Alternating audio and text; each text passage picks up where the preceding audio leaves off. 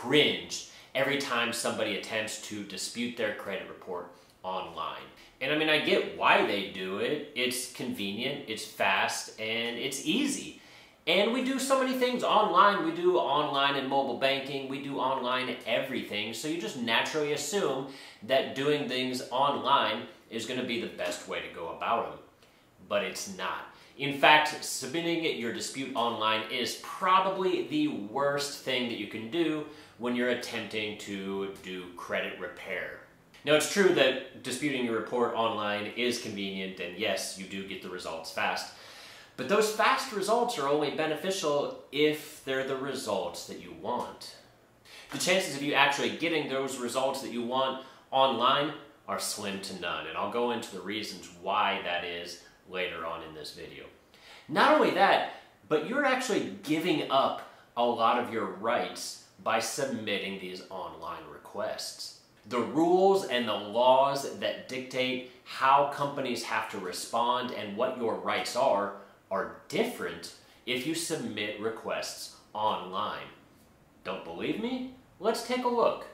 So anyone that's done any kind of credit repair knows that there is 3 credit bureaus: Expedited, Equifax, and TransUnion.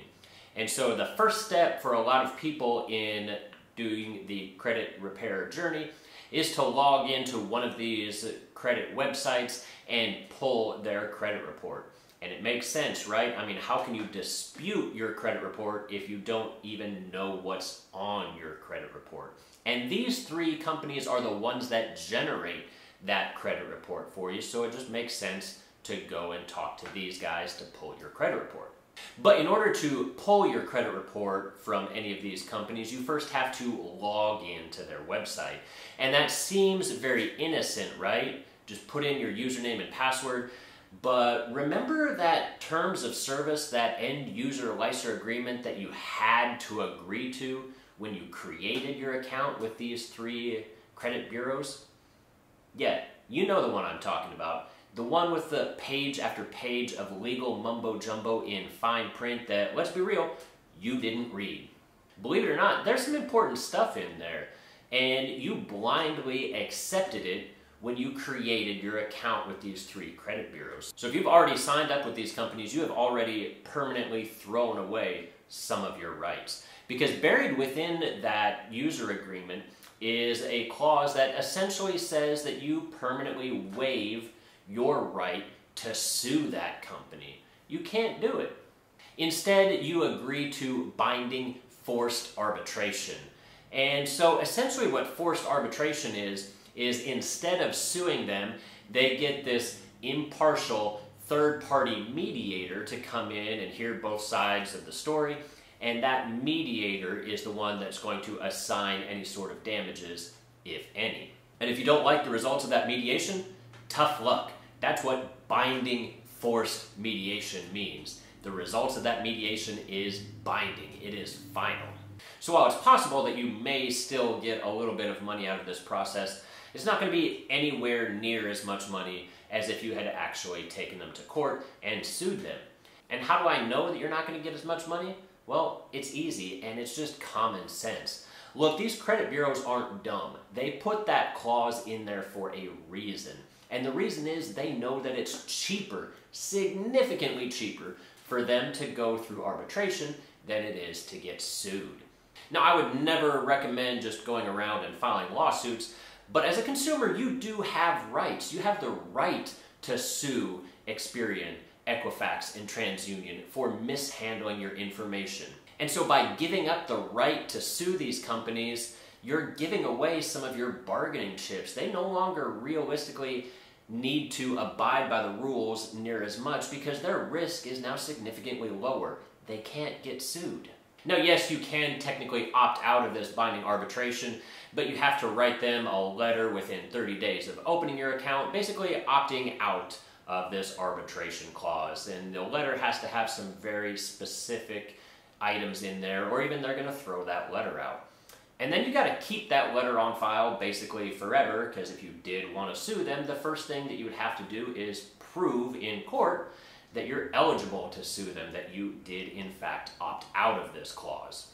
But then needing to physically write a letter to opt out of something so that you can submit something online kind of defeats the whole purpose.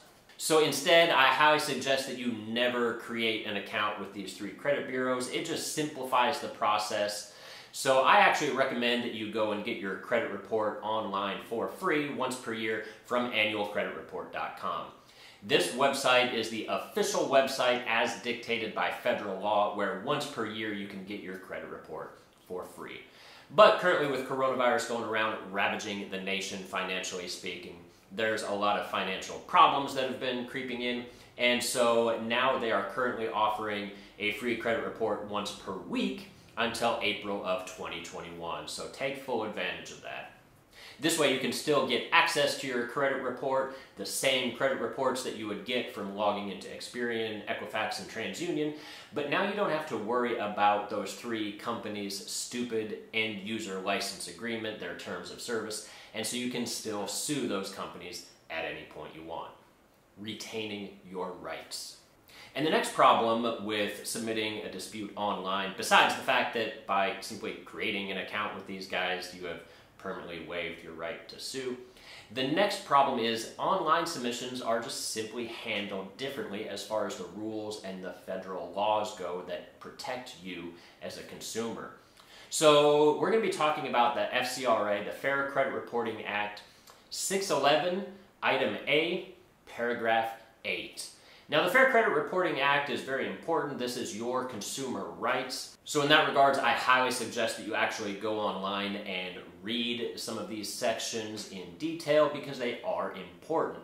But I'm just going to kind of go over some of the highlights. So as you can see, this paragraph 8 that I'm talking about in the FCRA is talking about expedited dispute processes, which this online submission is an expedited dispute process. So as you can see, that as long as the company rules in your favor and removes that negative item off of your credit report within 3 business days, they don't have to follow certain rules and regulations. They don't have to follow the rules in paragraphs 2, 6, and 7. And you might be saying, well, who cares if they don't have to follow all the rules? They've already removed that negative item off of my account, so what's the big deal? Well, what are items 2, 6, and 7? What rules are they not having to follow? So right off the bat, this paragraph 2 that they don't have to follow is essentially saying that they don't have to forward your dispute to the creditor that is actually saying that you owe them money or that you are late with money. So let's say, for example, that you had a 90-day late payment on your Wells Fargo credit card and you were trying to dispute that. Now, if they remove that within 3 business days, that essentially means that they don't have to contact Wells Fargo and say that they have removed that item from your credit report. Now let's stop and think about this for a minute. First off, they have 3 days to take it off of your credit report. What kind of investigation do you think they're realistically doing in 3 days? They're not. They're simply running your information through some database, and whatever that database spits out, that's their answer. But beyond that, this paragraph 2 says that if they remove it, then they don't have to tell Wells Fargo that they removed it. They don't have to forward your dispute and get Wells Fargo's side of the story. So realistically, maybe they remove this item from your credit report, but then 30 days passes and Wells Fargo then resubmits the next batch, the next round of information to the 3 credit bureaus. And once again, that 90-day late period is once again reported to all of these credit bureaus and once again pops up on all of your credit. So even though you thought you got this taken care of and resolved and it was taken off your credit, realistically it's probably popping back up in 30 days or less because they didn't have to verify with Wells Fargo.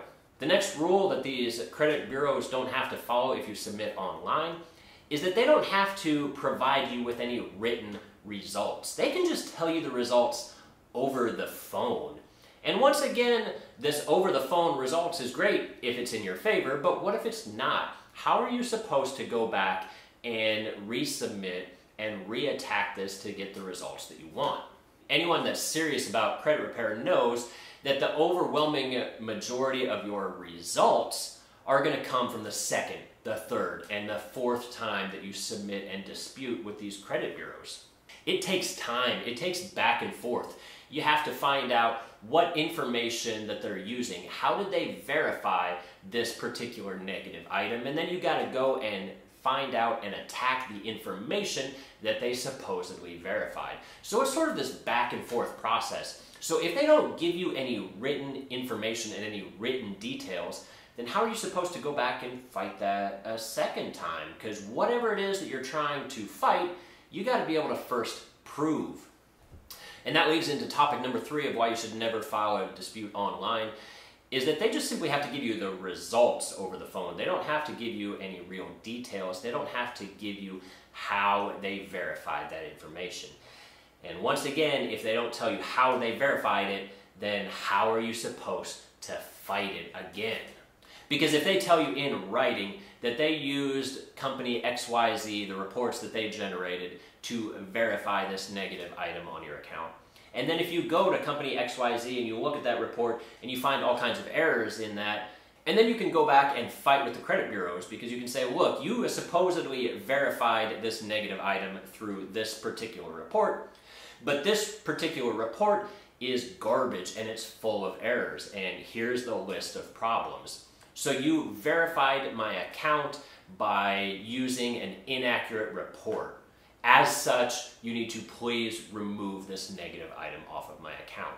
But if you can't prove any of that stuff, if you can't prove the method of verification, and if you have nothing documented in writing, then you're stuck. You have no way to go back and fight the good fight if they don't give you the type of results that you're after. So that's why you should never submit a credit dispute online.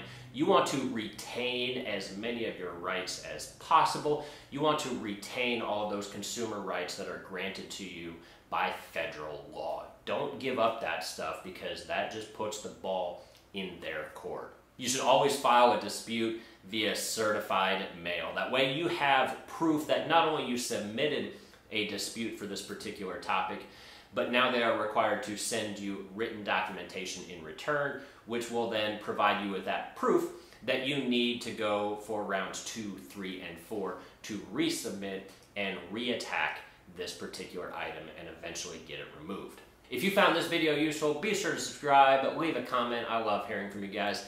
Give the video a thumbs up. It really helps the YouTube algorithm and helps channels like this grow. And as always, I'll see you all again next time.